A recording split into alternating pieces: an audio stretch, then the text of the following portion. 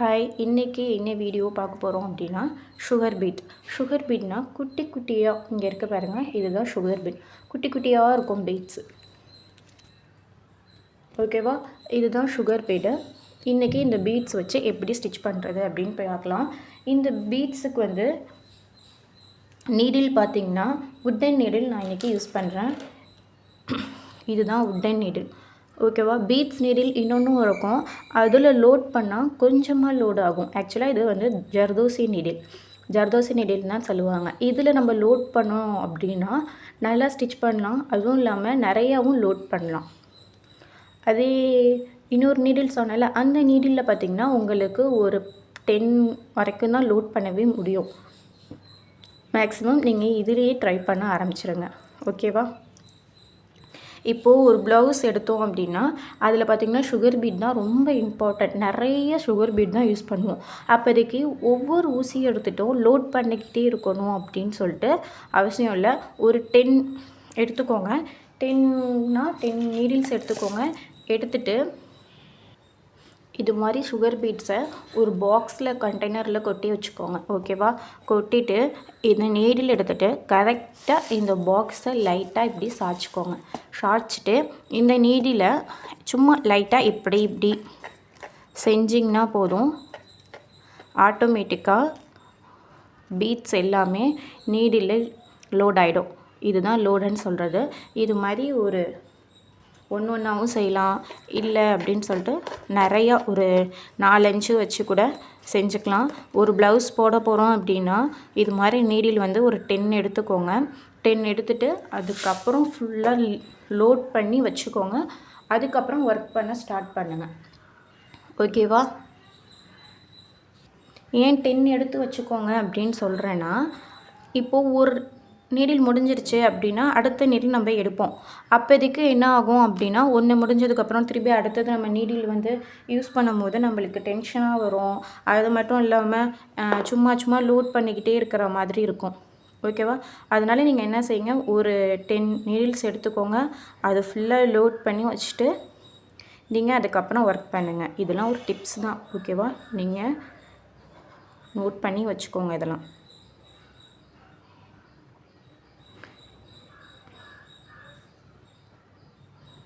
Sugar beads எப்போவுமே use பண்ணும்போது normal swing thread தான் யூஸ் பண்ணணும். ஸ்விங் த்ரெட்னால் தையல் மிஷினுக்கு யூஸ் பண்ணுவாங்கள்ல, அந்த த்ரெட்டு தான் யூஸ் பண்ணணும். இப்போது கிளாத் என்ன கலர் இருக்கோ அந்த கலரில் தான் நீங்கள் த்ரெட்டும் எடுக்கணும். இப்போது கிளாத் ஒயிட் கலர்னால் ஒயிட் கலர் த்ரெட் எடுக்கணும். அதே மாதிரி கிளாத் க்ரீன் கலர் அப்படின்னா க்ரீன் கலர் தான் த்ரெட் எடுக்கணும். த்ரெட்டு பார்த்திங்கன்னா நார்மல் மிஷினுக்கு தப்போம்ல, அந்த தான் சில்க் த்ரெட் எடுக்கக்கூடாது. ஓகேவா,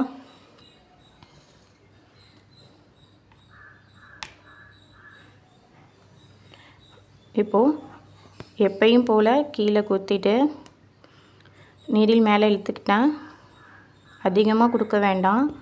கரெக்டாக ஒரு 2 ஃபஸ்ட்டு ஒரு 2 கொடுத்து தைச்சி பாருங்கள்.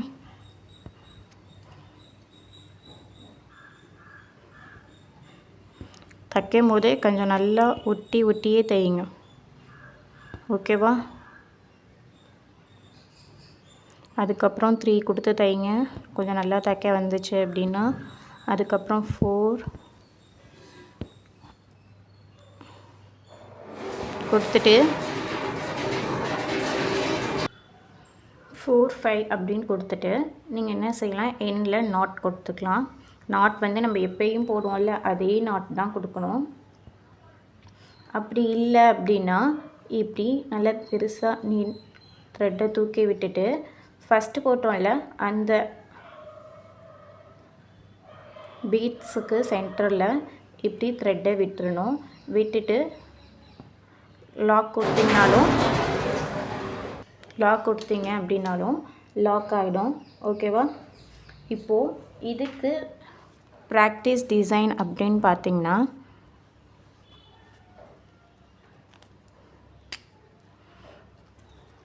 இது மாதிரி கேர்வாக கொடுங்க. அதுக்கப்புறம் ஷார்ப்பாக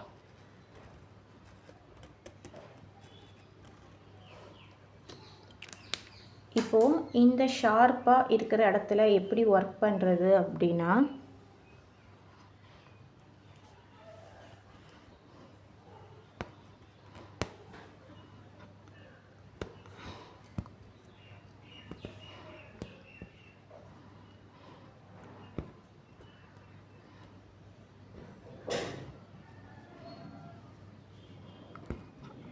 இங்கே எட்ஜ் கரெக்டாக எட்ஜ் பாயிண்ட் வரும்போது எக்ஸ்ட்ரா ஒரு பீட் விடுங்க.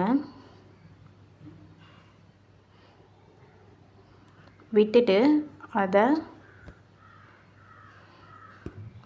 ஒரு செயின் ஸ்டிச் போட்டுட்டு அகைன் இன்னொரு செயின் ஸ்டிச் போட்டு அதை லாக் கொடுத்துருங்க. கொடுத்துட்டு கொஞ்சம் தள்ளி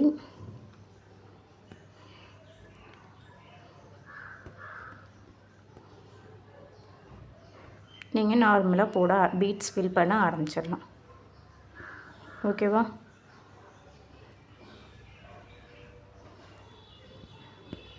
ஒரு பீட் விடுறோம், அதை லாக் கொடுக்கணும். பீட்ஸ் விடுறோம், அதை லாக் கொடுக்குறோம்.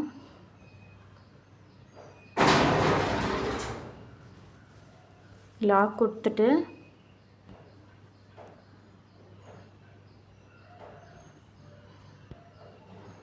கொஞ்சம் தள்ளி திருப்பி அகைன் போட ஆரம்பிக்கிறோம்.